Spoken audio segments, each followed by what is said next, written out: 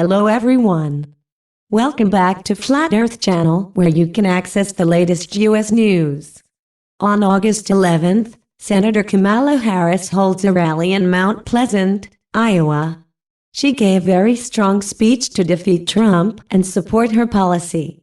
She said, "Make America great again means going back. We are not going back. American economy is not working for working people. Working people have to work 3 jobs to put food on the table." Let's watch the rally that Hamala carries hold in Mount Pleasant, Iowa. Yes, we must. So here's a fellow that came into office on a campaign slogan about Make America Great Again, which for many of us begged to question, again, exactly for whom. And for others of us, it was clear that this was a message that was about going backward. And so we had to ask, well, back to what? Back before the Voting Rights Act? Back before the Civil Rights Act?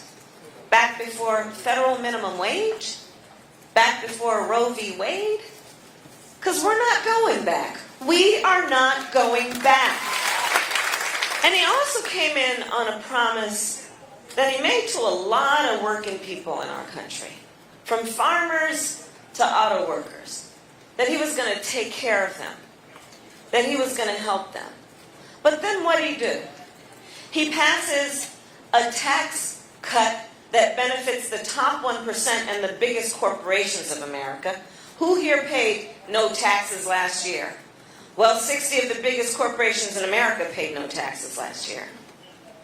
He made all kinds of promises. And then what does he do?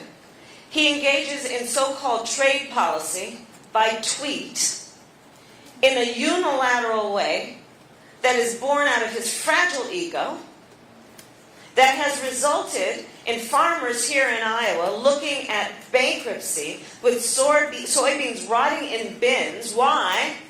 Because over at least a decade, if not more, they cultivated a market in China that has now been cut off to them. You're looking at the fact that almost by the end of the year, almost 300 auto workers may be out of a job. American families are now, because of this so-called trade policy, paying $1.4 billion more a month on everything from shampoo to washing machines because of this so-called trade policy. He betrayed people. He said he was going to do all kinds of things for working people, and none of it happened in any meaningful way. It's time to turn the page. And to do that, we will and need to successfully prosecute the case against another 4 years of Donald Trump.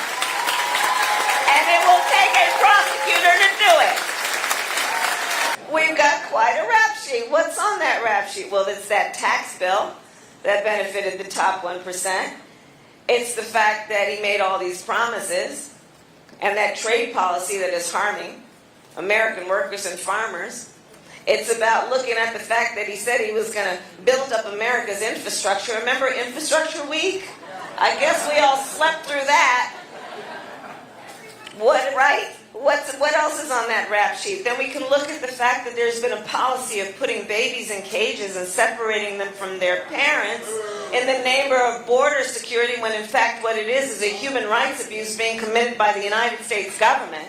After turning the page to write the next chapter, part of what is wrong with what we have seen in this president is he has used the power of the office of President of the United States. And for a moment, if you don't mind, let's step back and talk about that.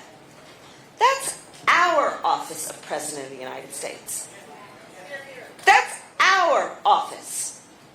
That is the people's office. It is our government.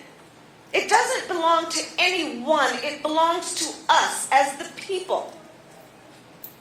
But how has the power that comes with that office been used? How has this microphone been used? It has been used in a way that has been about trying to sow hate and division among us. And we will not tolerate that.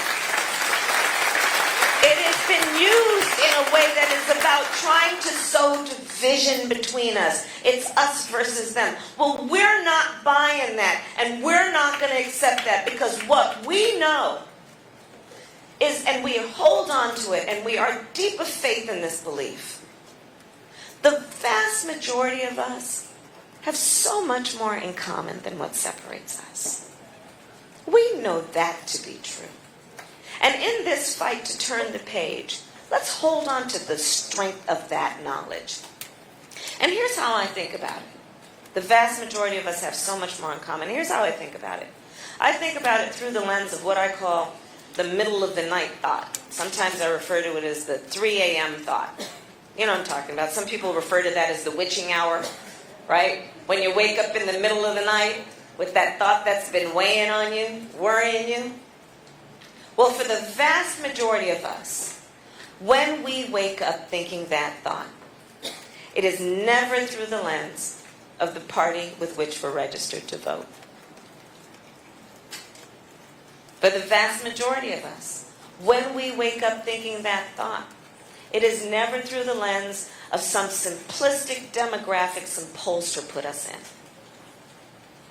And for the vast majority of us, when we wake up thinking that thought, it usually has to do with one of just a very few things. Our personal health, the health of our children or our parents. For so many, can I get a job, keep a job, pay the bills by the end of the month, retire with dignity? For our seniors, can I afford to pay to put food in my fridge at the same time that I fill my prescription? For so many families, can I help my family member get off their opioid addiction? For our students, can I pay off those student loans? The vast majority of us have so much more in common than what separates us. So as we march toward 2020, let's hold on to that strength. And I'll tell you, that then being the focus for me. And so here's what I'm thinking about. Here's what I'm thinking about. I'm thinking about the fact that in the America we believe in, we will agree that nobody should have to worry about getting through the end of the month and concerned about how they're going to make it through. And here's what I'm talking about. Today in America, for almost half of our families, they cannot afford a $400 unexpected expense. For almost half of American families cannot afford a $400 unexpected expense. In America today, in 99% of the counties, if you're a minimum wage worker working full-time, you cannot afford market rate for a one-bedroom apartment. In America last year, 12 million people had to take out a loan of, on average, $400 from the payday lender at an interest rate often in excess of 300%. America's economy today is not working for working people, and we have to address that. And here's what we're going to do.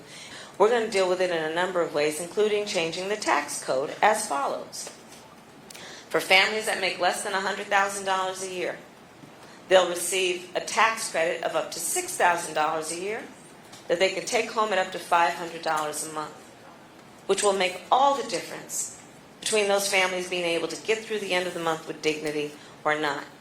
Economists have described my plan as what will be the most significant middle-class tax cut we've seen in generations. And I'll thank you. Thank you. But I'll tell you, when we rolled it out, as you can imagine, there was a whole chorus of voices that then said, well, how are you going to pay for that? Well, I will tell you how we're going to pay for that. On day one, we're going to repeal the tax bill that benefits the top 1% of the biggest corporations in America. That's how we're going to pay for it. Because here's the thing.